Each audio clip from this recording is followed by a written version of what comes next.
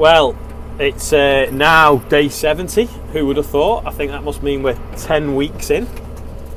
I'm putting a little bit of fungicide on the beans because I know we've not had a lot of rain forecast, but we might get some damp mornings, shall we say?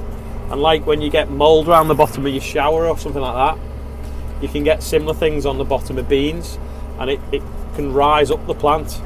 And once the plants get this sort of it on the leaves, they go brown and then they can't photosynthesize. And if they can't photosynthesize, they can't build yields. Oh, there's a nice butterfly down there. Don't worry, it's only a fungicide, not an insecticide. I don't put insecticide on beans. I don't put insecticide on any crop now. Yeah, so it basically protects them from getting mouldy and rotten. Because if the leaves go brown, they don't work, and if they don't work, then there's no yield and they die, and there's no point in growing them in the first place. There's another butterfly down there.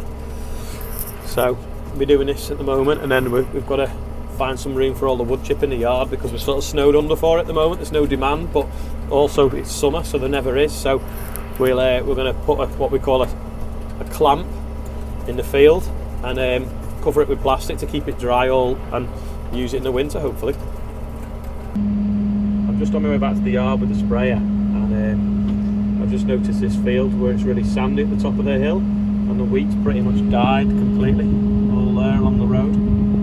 It's not one of my fields, but it's horrible to see. It's just not good. We just need this rain. So we're just at the new farm now where the hay's been stacked. Unfortunately, it's been stacked in the wrong place because there's a hole in the roof there. So Sam's just moving it all over now. This shed's about knackered really. It wants replacing, but I don't know whether if I replaced it I'd put it in a different place. So we're just going to make do with it for the next year or so until we know what's what. Just in a field now that we've got the spring barley in. It's just basically starting to show its whiskers. Let me see if I can get it better on the camera. They're just about to poke through there. See the little fluffy bits.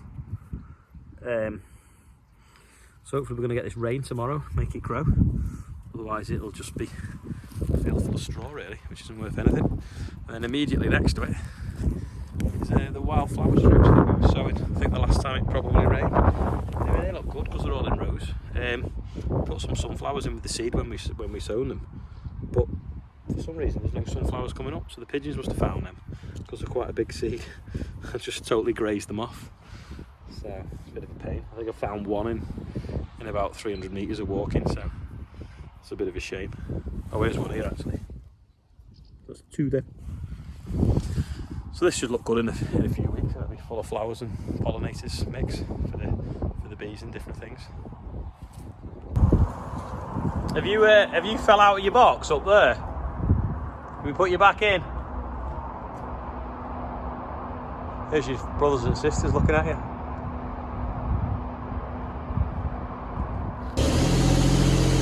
Going up.